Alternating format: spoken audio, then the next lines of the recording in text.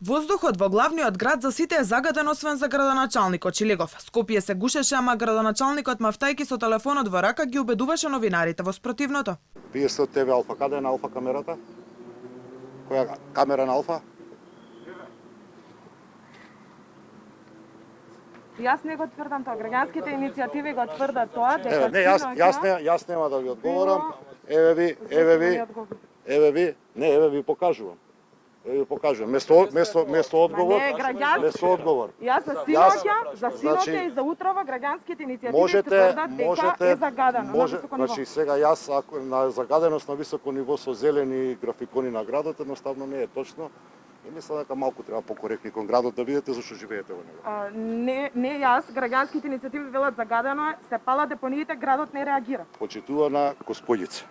Јас ви ги покажав апликациите. Мој воздух, таа е апликација на граѓанските иницијативи која што е зелена. За каква загаденост зборуваме?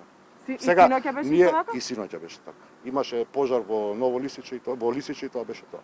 Граѓанските иницијативи од вчера алармираат дека во сите скопски општини има високо ниво на загаденост. Синоќа во главниот град беа измерени дури 985 микрограми PM10 честички на кубен метар. Утрово не беше поразлична ситуацијата. Невладините и граѓаните алармираат дека во Скопје се палат пластични материјали, што според нив е причина за загадениот воздух. Според неофицијални информации од УХМР, изминативе денови е забележано движење на топла воздушна маса која носи прекогранична прашина. Дури од Министерството за животна средина вела дека имало загаденост, а за тоа причина бил пустинскиот ветер, ама Шилегов не го дели истото мислење. Главниот град, освен по загадениот воздух, рекордер е и по јавните набавки минатата година. Според анализите на Центарот за граѓански комуникации, градот си ги зголемил набавките за 10,3 милиони евра, повеќе во пандемиската година од 2019 година, а на општините изгледа не им се одврзувало кесето за заштита од короната. Шилегов и за тоа си најде оправдување. Министерството за здравство се грижало за пандемијата, а не тие.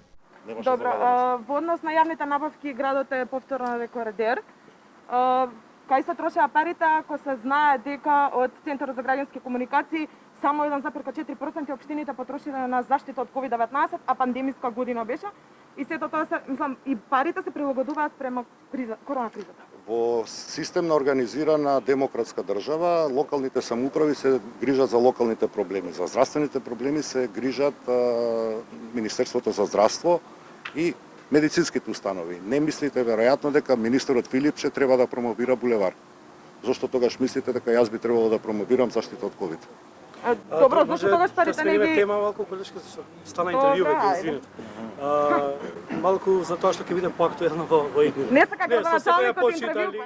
Истиот градоначалник Шилегов, кој го задолжи градот со 12 милиони евра да му помага на стопанството за полесно да ја преброди корона кризата, сега вели тоа не било негова работа. На кои тврдења треба да му се верува на скопскиот татко? Фокусирани сме на враќањето на парите назад во стопанството, преку обезбедување на повеќе средства за капитални инвестиции и одлагање на неприоритетните инвестиции како Луна паркот.